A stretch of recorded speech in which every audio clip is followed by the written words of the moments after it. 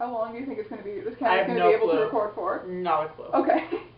Well, Blingy is a photo decorating website launched in 2006. Its peak of popularity was pretty much immediately after that, 2006, 7, and 8. It was actually created by Bauer Teen Network, a company known for owning J14 and all of those other type of tween magazines that were everywhere when I was a kid. However, they also branched out into the wild west of the early 2000s internet, creating websites for that same 8 to 17 age demographic they were going for, and that included Blingy. It was marketed towards kids looking to spice up their MySpace pages with some unique pictures. The way it worked, you would upload your photo to Blingy and decorate it with various user-created transparent GIFs known as stamps. The image that came out on the other end of that was referred to as a Blingy. It was used to decorate one's own photos for social media, but also to create fan tributes to characters and celebrities, to explore aesthetics, and to create fantasy art. Blingy was made to integrate with MySpace, which was of course the cool social media of the time, but the heavy personalization and especially the use of all of those transparent GIFs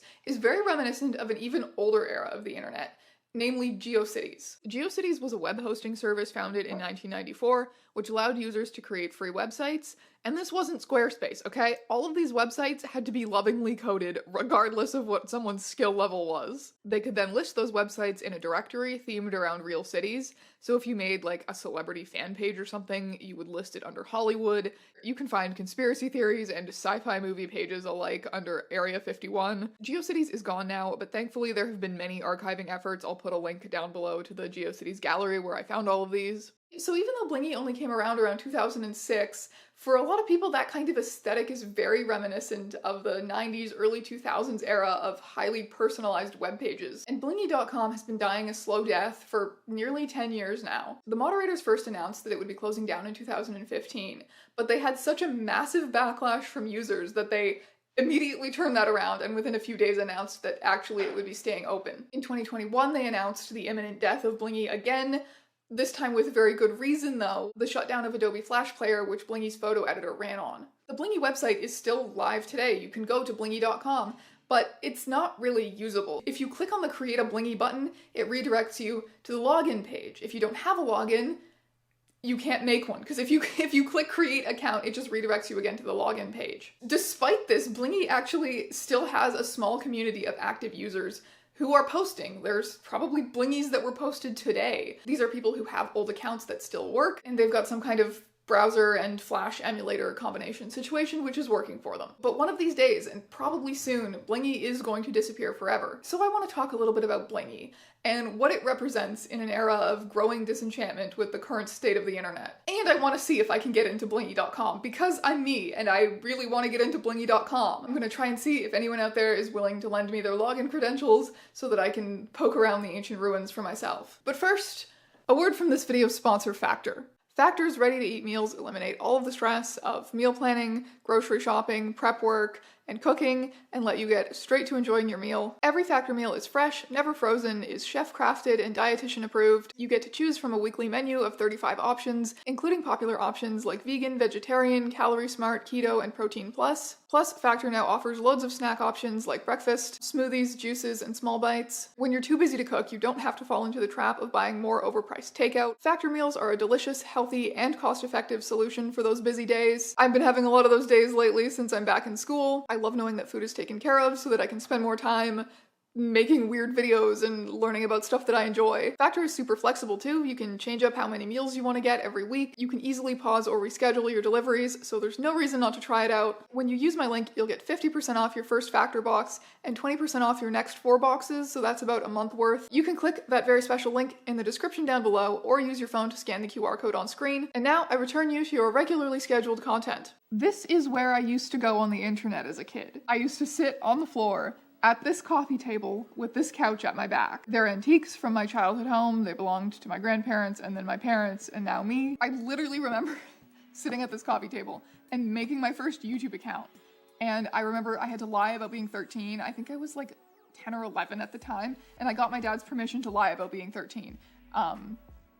Yeah, thanks, Dad. The couch has been reupholstered and then subsequently clawed to death by my cats, and they live in a modern condo now, but I can still sit here and feel something of that place. And I don't know how many times my sister and I have gone out after dark with a bottle of wine and sat in our childhood park or the yard of our old elementary school. There's a troop of Girl Guides in my neighborhood. That's the Canadian Girl Scouts for all of you Americans.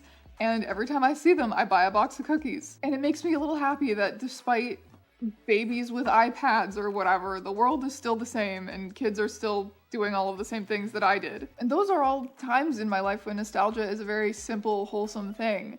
But I find internet nostalgia is a nostalgia that's particularly difficult to reckon with. As far as I remember, I've never made a blingy, but I do remember a time when they were very much around. I remember encountering them, collecting all of my favorite ones in my early quests across DeviantArt and Webkins and old YouTube. And I remember being quite taken with blingies. These beautiful surreal fantasy landscapes and cute kittens. I did spend a lot of time as a kid on the computer just Googling cats.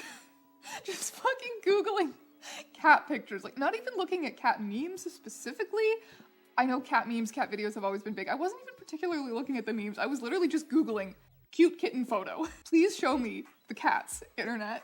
Yeah, I'm not surprised it turned out the way I did. What am I talking about? I'm trying to talk about internet nostalgia, okay? The point that I'm trying to make is a website that has been deleted, it leaves nothing tangible behind. It leaves no satisfying outlet for nostalgia. Maybe just screenshots or fragmentary archives where none of the buttons work. But you can never return there. There's only this dreamlike memory. And for some people, that's not only just sad on a personal level, but it's something potentially unjust, something unfair to all of us internet users now because of what the early internet represents. Internet archaeology is a phrase. It's a phrase. Who knew?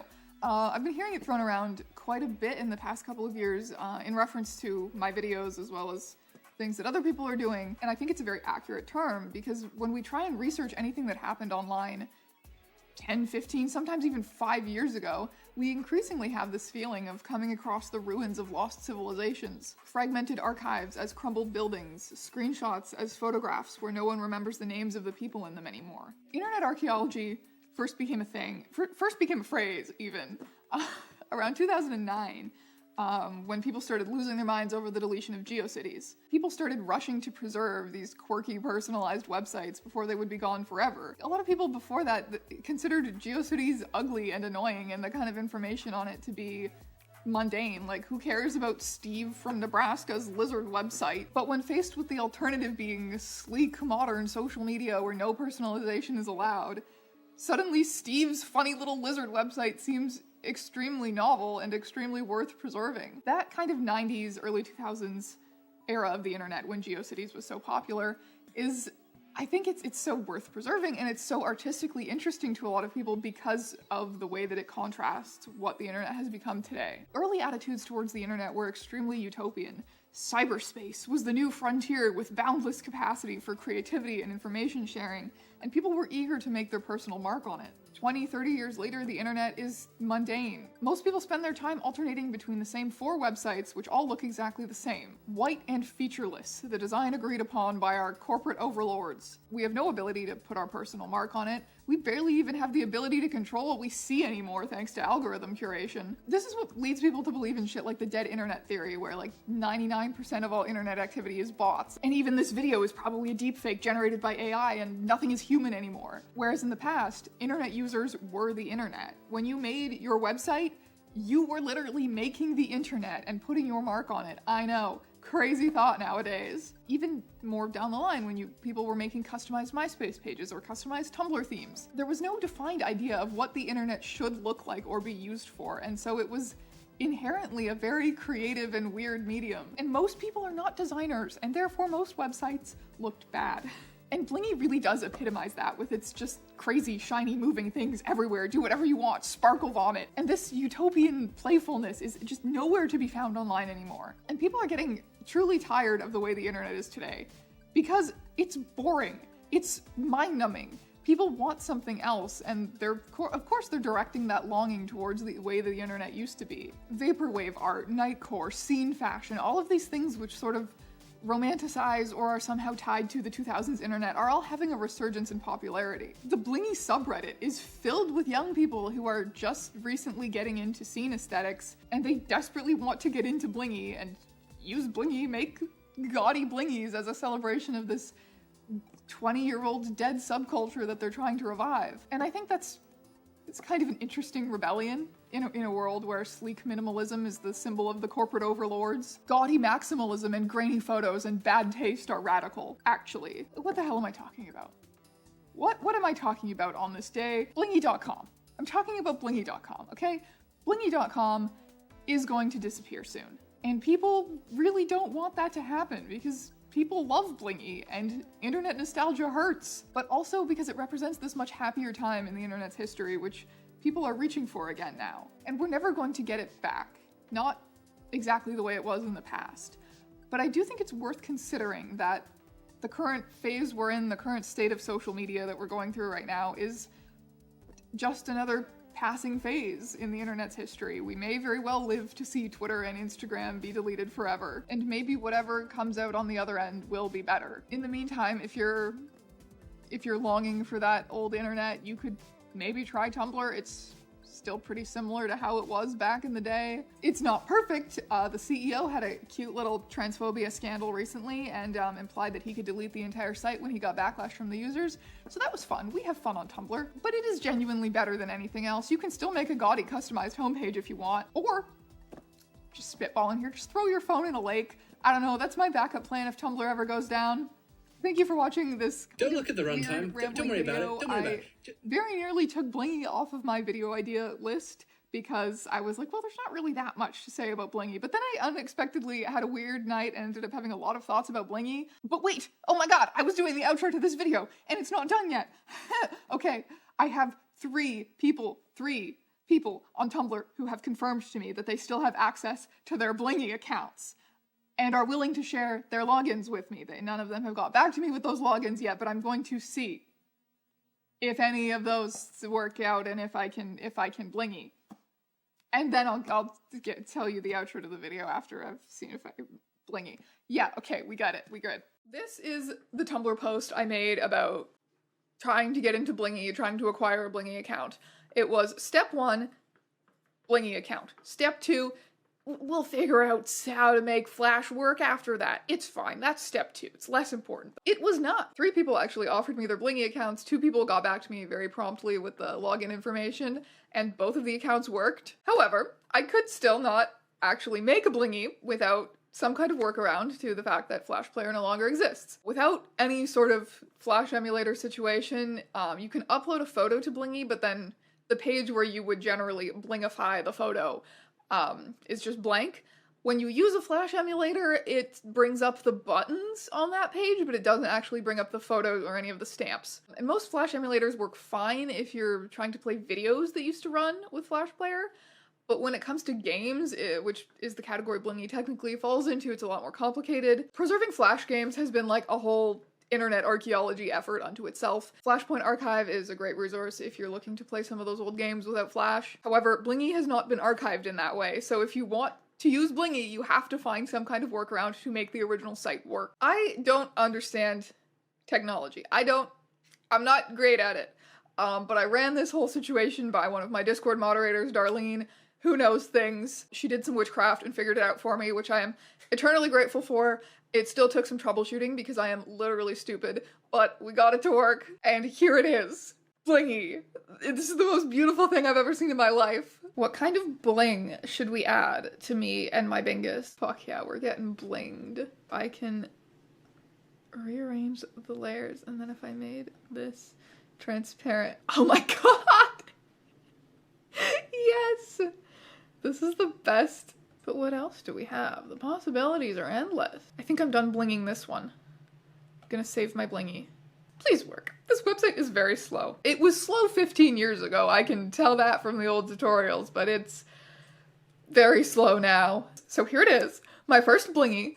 It's very exciting, although this is, you know, as far as blingies go, it's quite basic. I used most of the suggested starter stamps. I'm gonna need some stamps that are a little more unique than this. I want some emo stamps, I think.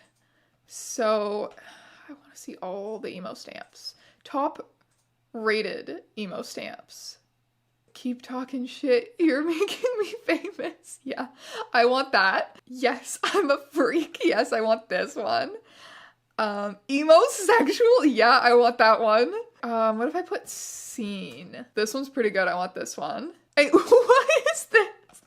Yes, I would like the birth of Jesus also. Oh my god, that's sending me back. I need that one. Oh my god. I am gonna literally cry that this website is gonna be deleted forever. This is the best website ever. Panic at the Disco. Oh my god, wait.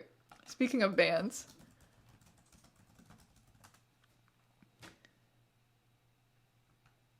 Is there no results for My Chemical Romance?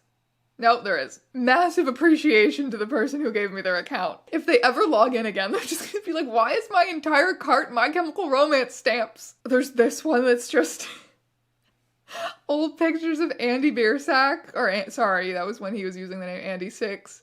Now he's Andy Black, I think. I don't think. I fully know that. Yes, That's a goodie for my bag. See, and the best thing is that if you go to a stamp, underneath it'll show you all the blingies, all the other blingies made with that stamp. So it's a great way to just kind of get lost in the maze of blingy. Don't copy. Original Andy Black blingy, do not copy. And then it shows all of the stamps that were used to make this blingy. So if I wanted to click on, like, I don't know, what is this?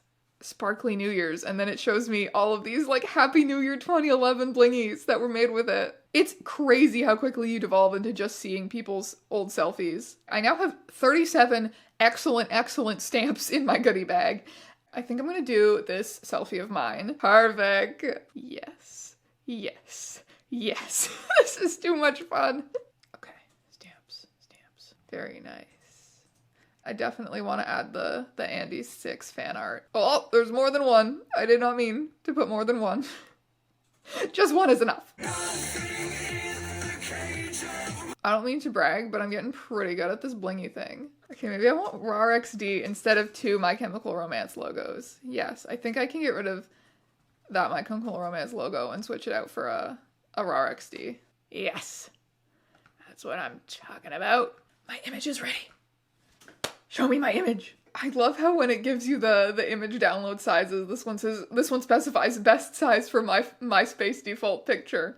Your search My Immortal did not return any results. Oh. Let's just try Evanescence. Evanescence fans, 192 members. We talk about Evanescence. We talk about what has changed in the band. Like, for instance, members of the band. We really should talk about Amy Lee. Also, opinions on the band. Stuff like that. Your stamps, girl. I want literally all your stamps. Megan? Who's Megan? If I click on Megan. Oh!